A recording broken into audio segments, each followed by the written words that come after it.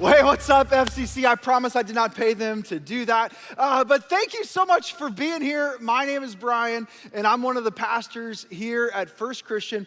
And what we're doing is today, we're wrapping up our series on how to dismantle an atomic bomb. And here's the deal. We're tackling these issues. We're diving into these things that could cause destruction in our lives if we don't take the necessary steps. So today we're talking about how to rewire our reliance on technology.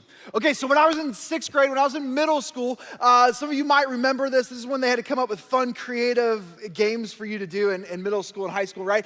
And I remember this game where you were in gym class and they would group you up with like 4 or 5 other people, and one person on your team had to put a blindfold on, right? And so you would be wearing a blindfold, and then they would put the other members of your team across the room from you. And there were several teams doing this at the exact same moment. And so you might be blindfolded over on this wall and your team's like over here on that wall. And then in the space between, they would just kind of throw out all kinds of junk like furniture, tables, chairs, couches, other human beings, anything that could get in your way. And the job was, or the goal of the game was that as you were blindfolded, you would try to listen to the voices and instructions of your teammates across the room and navigate through the chaos and destruction that was between you and them, that filled the gap. Meanwhile, there were other teams at the exact same time trying to do the exact same thing.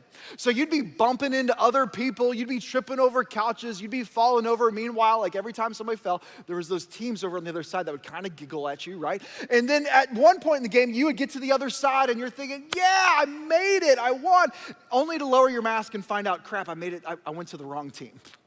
And this game would end up being this picture of people falling over their feet or falling over other objects or bumping into people, and then a lot of times ending up in a place that you really never intended to be in the first place.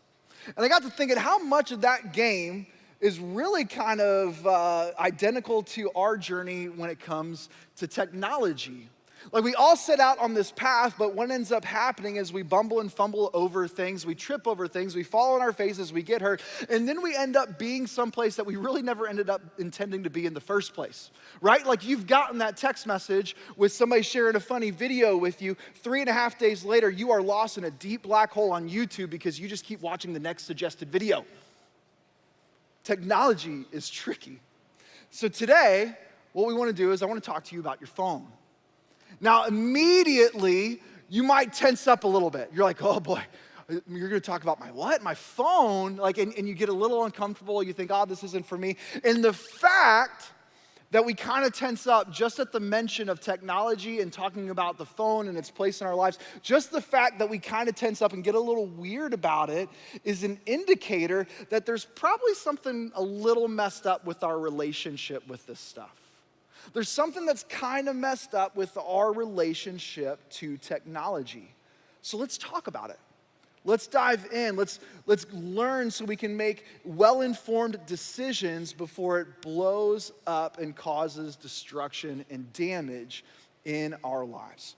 Now, first and foremost, let me say out front, there are so many great benefits to technology, right? Like I remember growing up, right before vacation, like the night or the week before vacation, the living room table would be taken over because my dad had busted out what we once called an atlas, okay? And he would bust out the atlas in this ginormous book, and it was maps, and you would flip through it, and he had color-coded pens and highlighters, and he would map out our journey for vacation. He would circle things. I'm like, what are you circling? He's like, I'm guessing that's where gas is. And I'm like, this is awesome. Like, you just don't even really know what you're getting into, right? And we're highlighting and we're tracking the journey. And now all I got to do is say, hey, Siri, take me to Chick-fil-A.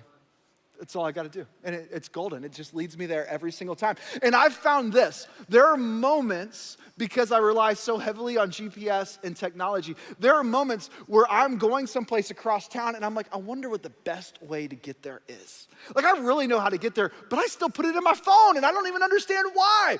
Technology is great. Technology is great. I in no way want to go back to doing it like with the atlas and printing out directions or writing down directions or trying to tell somebody how to get someplace. Just put it in your phone. Just put it in your phone.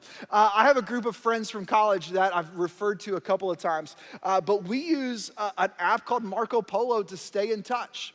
And these are dudes that we live across the country, like none of us live in proximity to each other. Some of us are pastors, some of us are just friends, and we use this to stay involved in each other's lives. If it weren't for technology, we wouldn't be able to continue to experience that kind of relationship where we're engaging and we're talking daily, regularly, encouraging one another, praying for one another, staying involved in each other's lives.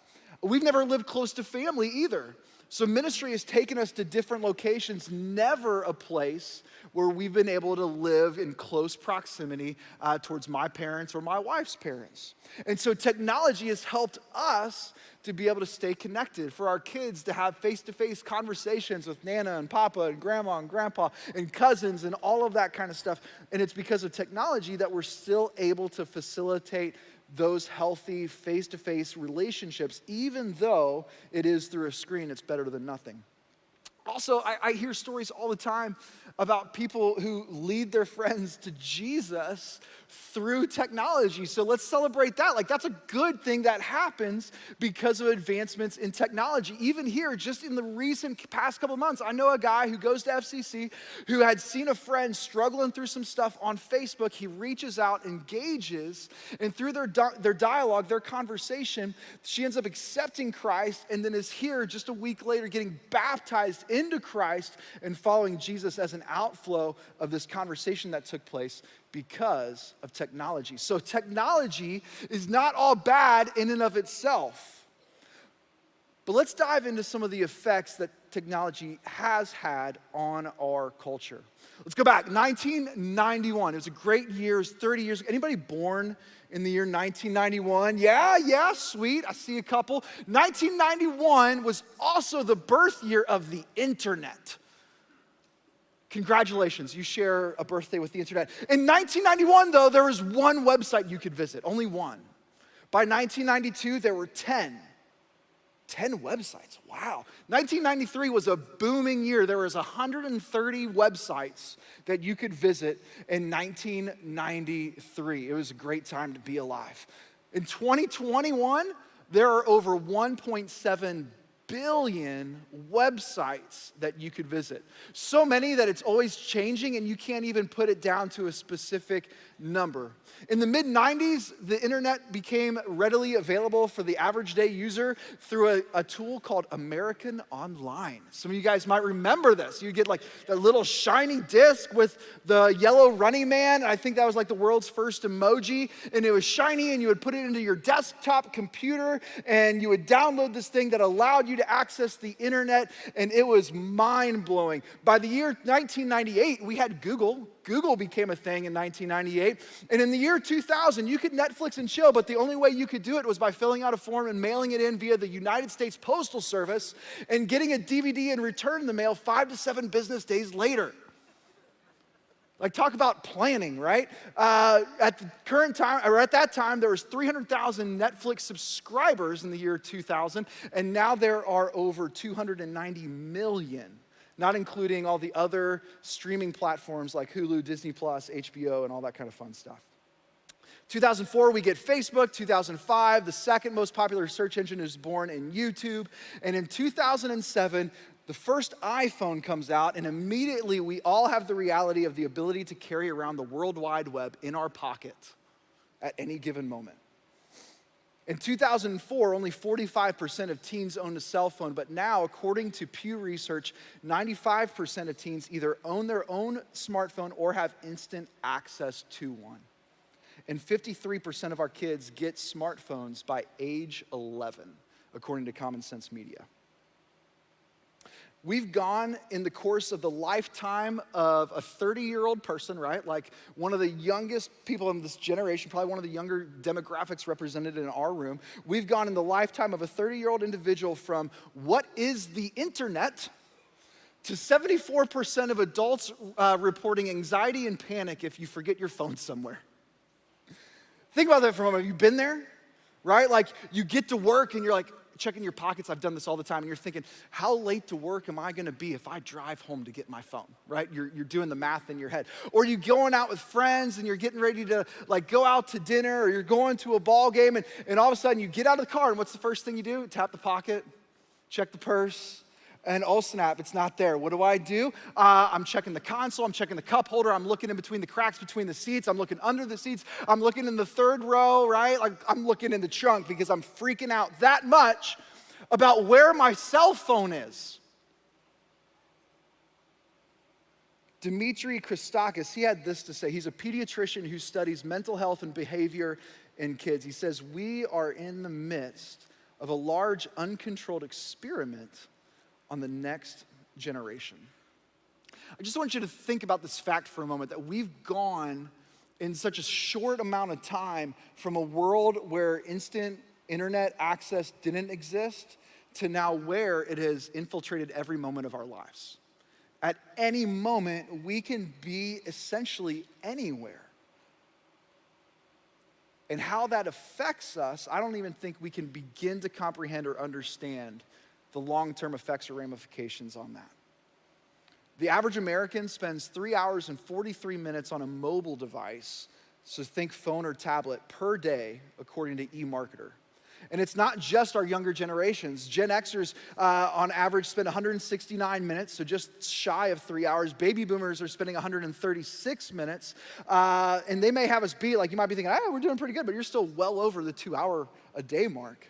iSafe in 2019, they reported that on average, adults in America spent 10 hours and 9 minutes a day on a screen. So that was like computers, tablets, in the presence of TVs. And then in 2020, I don't know if you guys remember this, but something kind of crazy happened where we all had to go into our homes and lock the doors and not go out. That had great effects on our digital media consumption. The average American in the year 2020 spent 13 hours and 28 minutes of screen time. And you might be thinking, how in the world is that possible? I don't even know. Like I'm like barely awake for that amount of time in the course of a day, right? Have you ever caught yourself doubling up on screen time though? Here's what I mean. End of the day, you're winding down, you're like, I'm gonna Netflix for a little bit, right? And you turn it, you get to your thing, and Netflix is playing, and what do? You reach for the nightstand, and then you're watching Netflix and you're doing this too, right? Checking my fantasy sports, checking my portfolio, playing a little Candy Crush. I don't know. You're doubling up though, right? And so like that kind of takes that into consideration. And if you're worshiping here with us today, we want to welcome you. Thanks for joining us online. And we just want to let you know that if you're worshiping with us today online, those minutes don't count. See, worship minutes on screens, it's kind of like calorie counts on vacation. They don't exist. Like, you just don't count those, okay? So welcome. We're glad that you're here. But here's the deal. Our increased screen time can be directly tied to some health effects, such as like eye health, insomnia, headaches, anxiety, and depression. And these are just like the physical effects that consumption of technology has on us. We haven't even gotten into the spiritual ramifications yet. Our technology engagement affects how we see sex and violence. Overconsumption of technology has had a greater impact on us consuming inappropriate sexual and even pornographic material. And over time, our screens desensitize us. We are more and more desensitized to violence and sexual images than ever before. When I was in 6th grade, I had this kid who lived a couple houses down from me that I would always go and hang out at his house. And one day I rolled in and there was this giant old big chest at the foot of his bed, like think like an old like trunk, right? And it was out of place. I was like, that's new. And I was like, dude, what is that? And he looks at me so weird. It gets really awkward and he goes, my dad dropped that in here a couple days ago and he told me to ask him if I have any questions. And I, being like ignorant 11, 12-year-old 6th grade Brian, was like really intrigued by what was in the trunk. And I went and I opened the trunk and it was nothing but like porno magazines and videotapes. Because kids, that's how you had to get pornography back in the day. You didn't have it on your device, right? And so all of a sudden I was like, oh my gosh, there's like this trunk of pornography in the bedroom of my friend that's just there. And his dad thought that the best way to have a conversation with him about sex was to drop this trunk in the room and say, let me know if you have any questions. And you might be thinking like, that is ridiculous. Like, who does that? And then there's those of you like, yeah, my dad did something similar. I don't know what your story is. But in hindsight, we can look back and we can think about that and think, that's not healthy. Like, that's not good. That doesn't lead to conversations or boundaries. But let's contemplate this for a moment. When our kids turn 16, do we just kind of flip them car keys and say, good luck? Let me know if you need any help with that. So why do we do that with technology? Why do we hand over phones and tablets and essentially keys to the world, and we just give it to them and say, hey, good luck. Let me know if you have any questions. Do you see how it's the same? Like, that's the modern day equivalent of being the dad who drops the chest of porn in the kid's room and says, good luck. We have to be more mindful of how technology is affecting our kids and equipping them to make wise decisions that don't damage them in the long term. Parents, let me share some information with you just for a second, okay? And I don't want to like share these statistics with you to freak you out, but just to make you aware. 1 in 4 teenagers are receiving sext messages, which are sexually explicit messages, one-to-one, peer-to-peer, of sexually explicit content. A lot of times, it's imagery or video of the people that are exchanging the text messages. Most porn addicts are first subjected to pornography between ages 10 to 13. The largest percentage of online pornography observers are ages 12 to 17. And 93% of boys and 62% of girls will view porn by the age 18. I'm not telling you this to freak you out. I'm telling you to make you aware, because a lot of times these are things that we don't talk a lot about. A lot of times we think that we're ill-informed and we don't have accurate information, or we don't know how to engage in these conversations. So what do? We just don't have them. But we have to equip our next generation.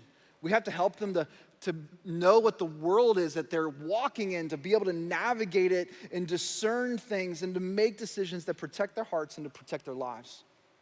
A couple weeks ago, I was hanging out with some of our high school students. We were over at Pab's on a Wednesday night, and we were just hanging out eating ice cream. And the last week at midweek, which is our student ministry worship gathering, we were actually talking about sex and God's plan and design for what it means to enjoy sex within the boundaries that God has given us and created for us. And so we were talking about that, and it kind of led to this conversation. I'm sitting around a table with 4 or 5 high school guys, upperclassmen dudes who are involved in our ministry, love Jesus, go to church, come to our midweek programming. And so this conversation gets drummed up amongst the 5 of us about who in the circle had ever had a conversation about sex or pornography with a parent. I was just kind of curious. And we went around the table, and there was like literally out of the 5 dudes that were sitting there, there was one guy who had a conversation initiated by their parents about sex or porn.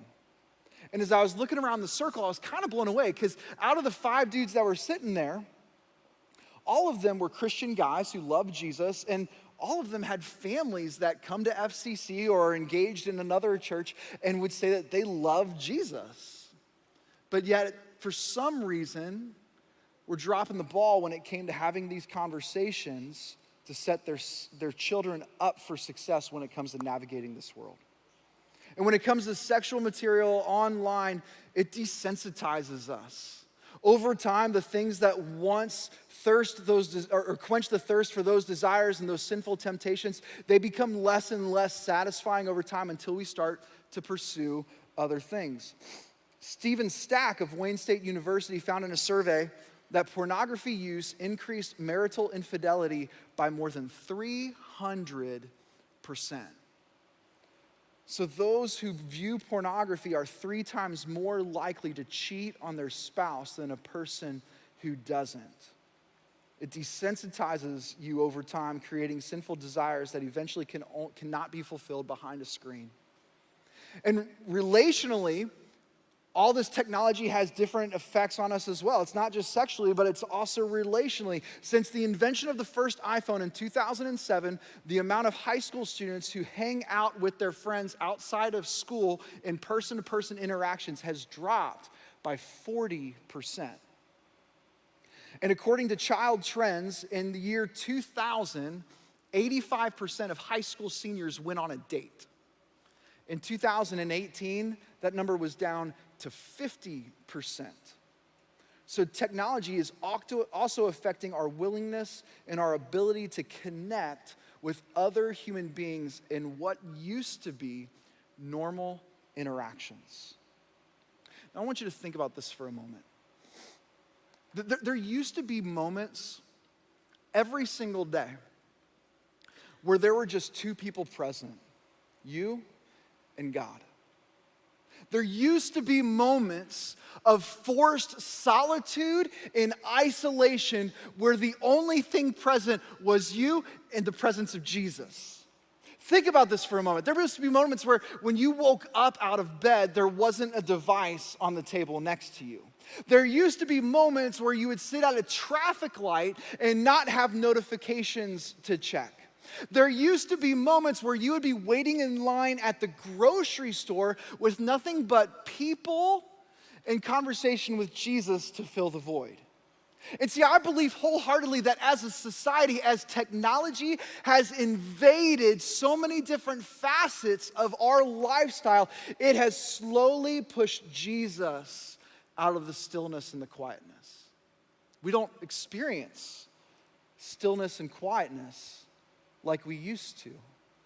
We used to have these moments of forced solitude where there was only space for me to talk to Jesus. But now I've got this thing that's bumping and beeping and tweeting in my pocket, and I got to know what's going on. 76% of Americans regularly use their phones on the toilets. Think about that for a moment. Next time you go to touch somebody else's phone. 12% more if you're an Android user. I knew something was wrong with y'all, but I wasn't quite sure what it was. Why do we do this? So why is it that we consume technology so much? Why do we allow technology to take over so much of our lives? I have a couple theories. I have a couple ideas. When you consume a substance, like think alcohol or drugs, a lot of times it's to avoid discomfort or to numb a pain. And technology isn't all that different.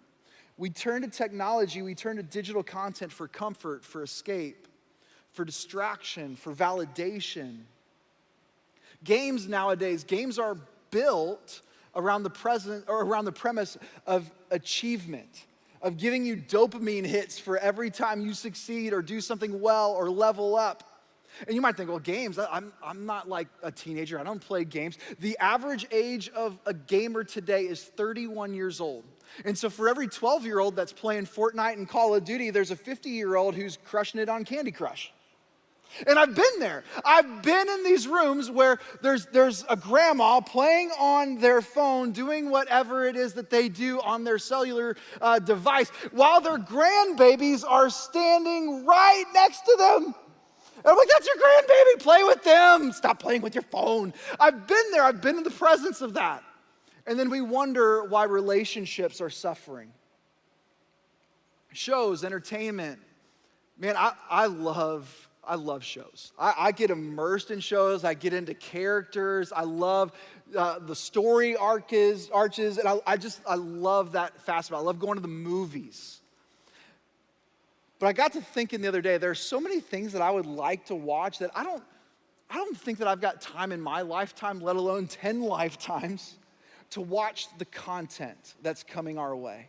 I mean, when you look at all of the different streaming platforms and all of the different companies that are pushing content towards us, and I'm not even talking about stuff like on YouTube, but just think about like the major media content providers like Netflix or Hulu or HBO Max or Disney Plus. Like all of these content providers are bombarding us and trying to get us to watch their stuff, because we get immersed in it. We get lost in it. It's like this world that we can kind of disconnect from reality a little bit and become lost in this other type of world. And then we got social media. Social media is the one form of technology that was built around the premise of getting other people to look at you.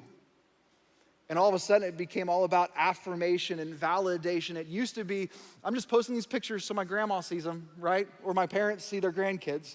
And now it's, look at me, look at what I've done. And even now, most people will attest to the fact that there's so much just fake happiness going on social media that it's just a bunch of people that are trying to compete with one another over how to be most fake happy. And then, of course, we see the negative effects of that, right? We play comparison games. We're like, oh, if only I had that, or if only I experienced this. And then, like, a term that's out there is like that our students use all the time is like FOMO, like this severe sense of like fear of missing out. Like, I'll check social media and I'll see my friends are hanging out, but guess what? I didn't get invited, so I guess they're not really my friends. And there's that anxiety and that pressure that comes from performing or that comes from comparing that has such a deep sense or a deep negative effect on who we are, especially as followers of Jesus. In Matthew chapter 23, Jesus calls out the Pharisees. These Pharisees are religious church, Jewish church religious leaders in their time and in their day. And Jesus calls them out on a bunch of stuff. See, they were guys that like to look really, really good. They dressed the part. They said the right things. They wanted places of honor and respect. And Jesus says that they love the attention, but they don't really love the things that they're supposed to be doing. Jesus says, do what they say, but don't follow their example because they don't practice what they preach. Everything that they do is for show, just to sound good or to be treated good. And a couple of verses later, Jesus would actually describe them as whitewashed tombs, really pretty on the outside, but filled with nothing but death and decay on the inside. Is your presence on social media, is it like that? Is it really pretty to the onlookers? But really, if we were to get to know you and get to hear your heart and to dive into who you are, is there a void? How would Jesus respond to your presence and your heart that you share on social media? We're going to live in Mark chapter 4 for a couple minutes. If you've got your Bible with you, you can open up to Mark chapter 4. And ironically, if you've got a digital device, you can open up to Mark chapter 4 there. Or it's going to be on your screen. So one way or the other, there's some of you who are going to look at a paper Bible, and then a few of you that are going to look on digital screens. But that's okay. Mark chapter 4. And let me build this up a little bit. Let me tell you a bit about what Jesus is doing. Jesus teaches a lot in parables. He tells stories in order to communicate spiritual truth. And so he unpacks this parable and he's teaching in the presence of the disciples and some other people. And he tells a story about a farmer. And it's like the farmer throws out the seed into the field, and some of the seed lands on a sidewalk or on a footpath where it immediately gets snatched up by birds. Other soil gets thrown on some rocks. There's not really enough deep, rich soil, so it grows a little bit, but then it gets scorched by the sun and dies out. And then there's the seed that gets thrown amongst the thorns and the weeds, and as that seed grows, the thorns and the weeds actually grow up around it too and choke it out. And then there's the good soil that it receives the seed and it produces a crop, and everything is great. It produces a crop, not 10-fold, not 30-fold, not 60-fold, maybe even 100-fold. And so Jesus tells this story.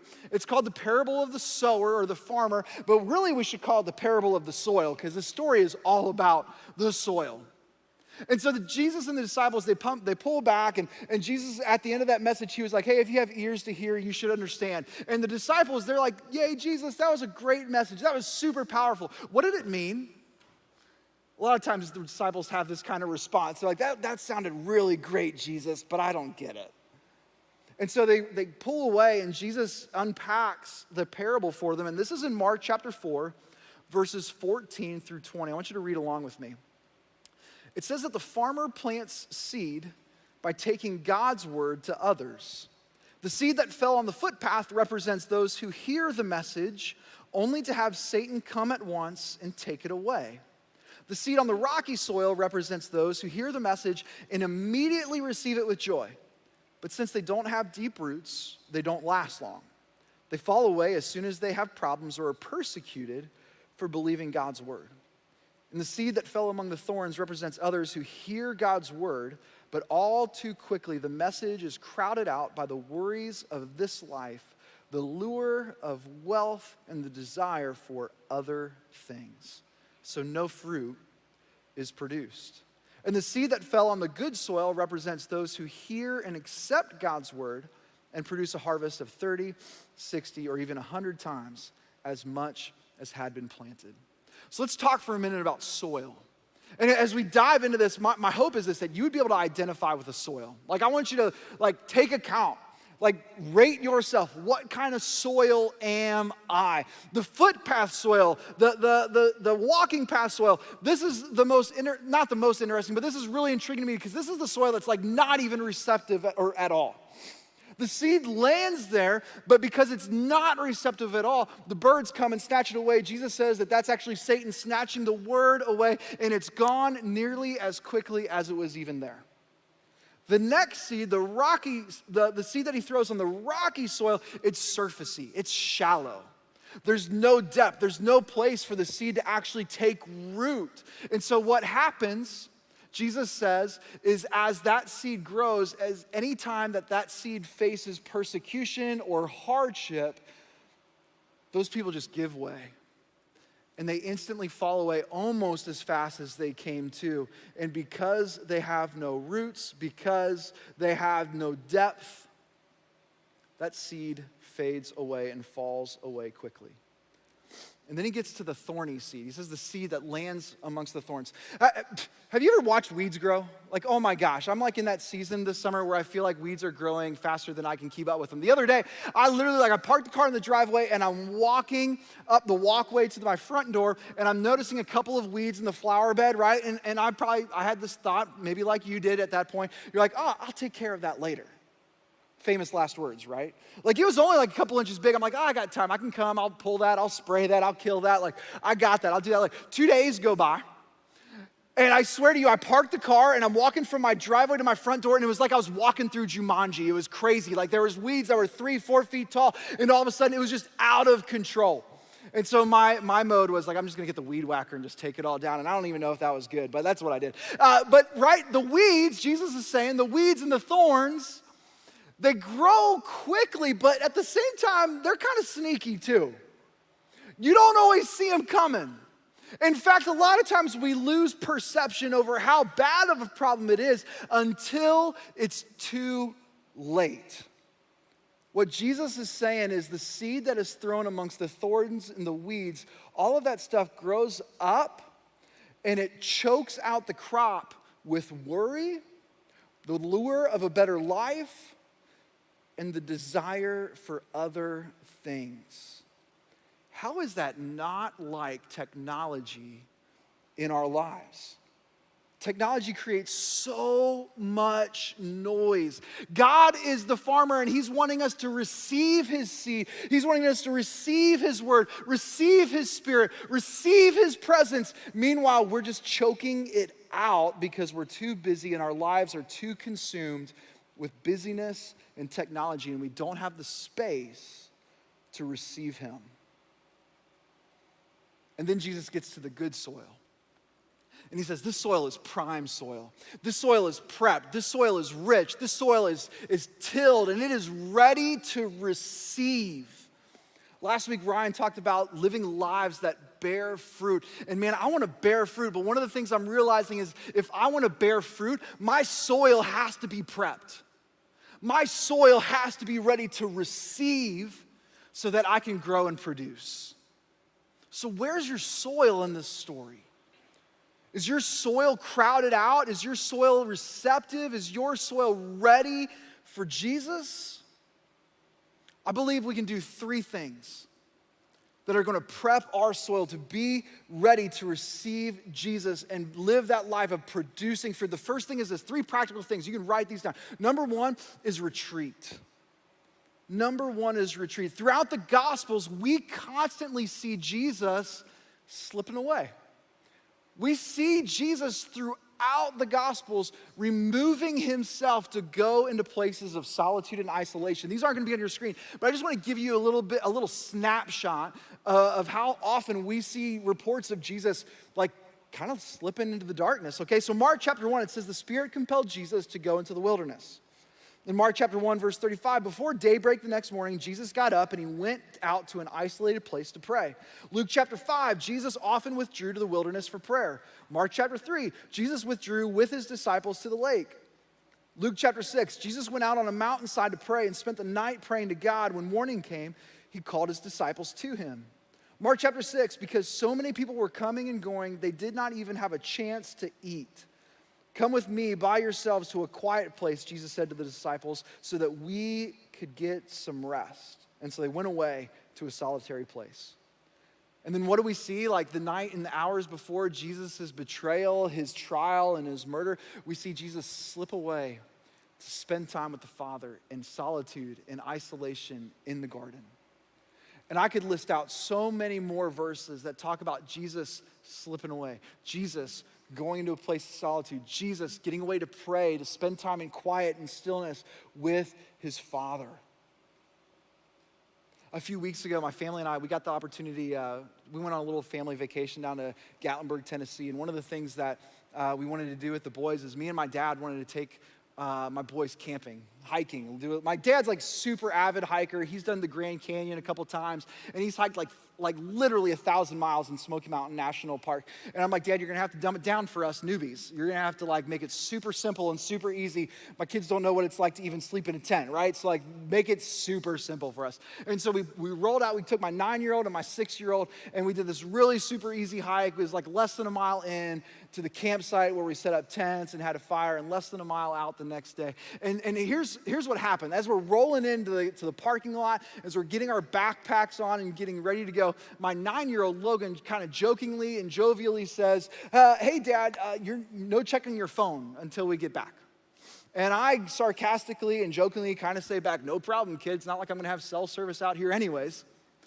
And as we began to track in, and we started like pointing out things on the trail, and we're looking at prints in the mud, and we're looking at trees in the sky, and we're finding bugs and wildlife. And then we get to the campsite, and we set up our tents, and we build a fire, and we're eating s'mores, and we're sharing stories, and we're laughing, and just engaging with one another, right? And then we're having deep conversations. Like the boys go into the tent, me and my dad hang out by the campfire, and we're just having deep, meaningful life conversation with one another. And then even as we all kind of shut down and we're all going into bed, and the boys are kind of having a hard time sleeping because it's a tent and there's weird noises in the forest, right? And my son's like, that's a goat. I'm like, there's no goats out here in the forest, dude. And we're having these conversations and we're talking about our day and we're just like living it, right?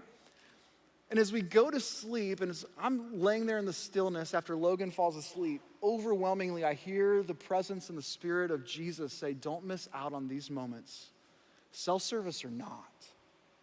And it was like this deep level of conviction. You might think that I'm up here talking to you about technology because I've got a grip on it. I'll be honest, like this is one of those sermons, this is one of those messages where when you preach it, it's like, oh my gosh, like I need to hear this stuff too. I want my soil to be ready to receive. So I believe the first thing that we have to do is retreat. And when I say retreat, I'm not saying like we got to go out into the woods and we got to disconnect. Those things are healthy. But I'm saying what we need to do is we just need to pull away a little bit from our reliance on technology.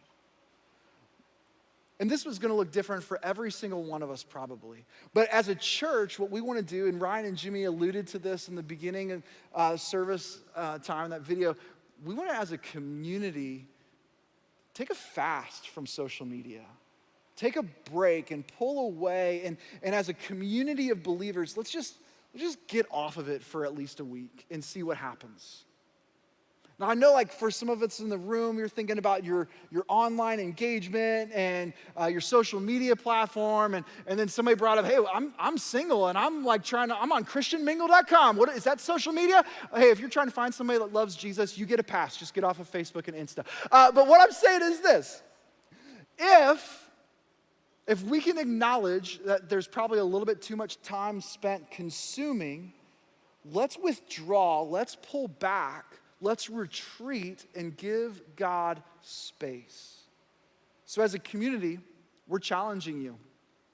Get off of social media this week. And if you're like me, here's what I would need to hear in that. That doesn't mean that you don't just post, right? Because I'm gonna check it, I'm gonna look at it, I'm gonna see what other people are doing. I just won't post and everybody else will think that I'm off of it. Or I'll turn notifications off.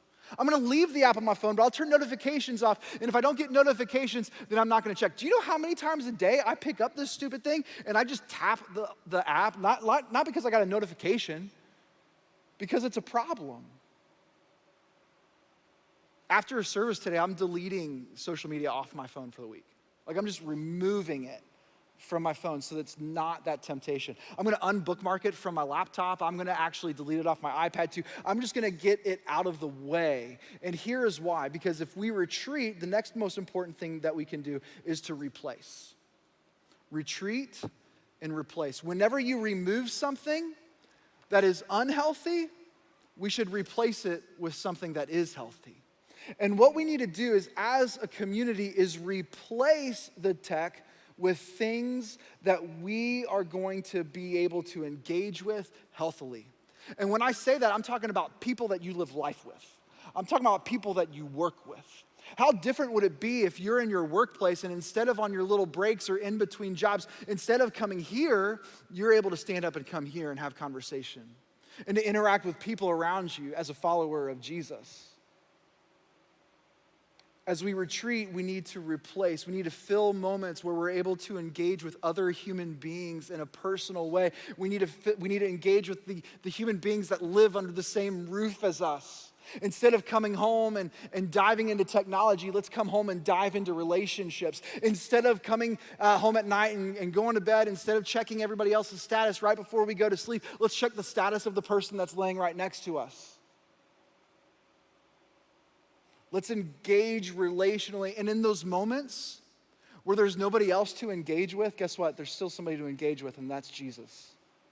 And so in the quietness and the stillness of those forced moments of solitude, whether you're in your car or in a line or just in the stillness and quietness of whatever it is you are doing, to be aware of God's presence and what he wants to say to you and what he wants to speak to you. Imagine this. Imagine a community of believers who spent a week withdrawing and retreating and then replacing with these kind of moments of time with Jesus. How amazing is it going to be for God to speak to us as a community of believers as we intentionally make space for him? Man, I want to be soil that's ready to receive. And that's what this is. Retreating and replacing is prepping your soil. The third thing is this, and it's the easiest one because you don't have to do anything. Be replenished. Retreat, replace, and replenish. I'm told good preachers have 3 points that begin with the same letter. Retreat, replace, and replenish. As you retreat and as you replace, I promise you, your soul, your spirit will be replenished by the Spirit and the presence of Jesus. I guarantee it. Retreat, replace, and replenish. Now, ultimately, our source for affirmation and validation can only come from Jesus. And there are those of you in the room who are like, I'm off the grid, man. I don't even know what that snap crap chat is. I'm not there. And so you're thinking like, I'm not a part of this conversation. And I want you to know that no matter who you are, we all have things that we seek for attention and affirmation and validation. It could be found in digital platforms, but it also could be found in relationships. It could be found in social media, but could also be found in job status. It could be found in all of these different things. And ultimately, your source of validation, of value, of affirmation has to be found in the person and the work that is Jesus Christ. And so no matter who you are, no matter what you're walking into this with, even if it's not technology, I would ask you to consider what are the things that are in your way of getting true, deep, life-changing affirmation, validation from who Jesus is. And if you're hearing some of this stuff for the first time and you're in a place in your life where you're like, man, I'm seeking that. Like, that's what I want so much. I'm chasing after affirmation. I'm chasing after validation. Status is so important to me, but at the same time, the more I chase it, the more empty I feel. Man, I would want to introduce you to Jesus. Jesus in John chapter 6, he says this in verse 35, I am the bread of life. Whoever comes to me will never be hungry again, and whoever believes in me will never be thirsty. And Jesus wants to fill that desire in you. He is the only thing that will satisfy. And so if you're a person, if you're interested in what it means to follow Jesus, to find affirmation and validation in the relationship with Jesus, and you want to follow Jesus, I mean, I would love to just have a conversation with you after service. You can come and meet with me in front of the stage. If you're watching online, I would say like you could hit me up on social media, but you can't. So you can, I don't know, call the church. But I want so badly for us as a community to be in a posture and to have our soil primed and prepped and ready to receive who Jesus is. And as we toil or as we till that soil, as we prepare to receive, I believe God is going to do great and amazing things to us and through us as we put ourselves in a posture of readiness for him. So my hope and prayer is this, that you would know Jesus, you would find value in your relationship with Jesus, and that ultimately you would become more aware of your reliance on technology, the things that are healthy about it, but maybe even more so today, the things that are destructive about it. Let me pray for you. God, we come to you and we thank you for who you are and who Jesus is. God, I pray that we would just be mindful and aware of the things that we are seeking and how they influence and affect us. God, I pray that you would encourage our community as we step out this week. There are those of us who are in the room or online, and we're even now thinking about the ramifications of what it means to go off of social media for a week. And so, God, I just pray that you would encourage us and you would fulfill that promise of just spending, when we replace that time and we're able to lean in and we're able to be present with you, that, God, you're going to do amazing and powerful things. And God, I pray that this is a week where as we do this together, as we fast with one another by getting away and withdrawing, that, God, we're just able to see that fruit. We're able to prep our soil and see the fruit that comes. We love you so much, Jesus. We thank you, and it's in your name we pray. Amen. Well, hey, thank you so much for being here today. If you're new, whether online or in the room, we would love to invite you to come to hub.firstchristian.com and fill out a digital connect card so we can get to know you. If you would like to receive prayer today, we're going to have some people over here under the cross that are just ready to encourage you and pray with you and listen to you as you navigate whatever it is that you're going through. Thank you so much for being here, guys. Have a great day.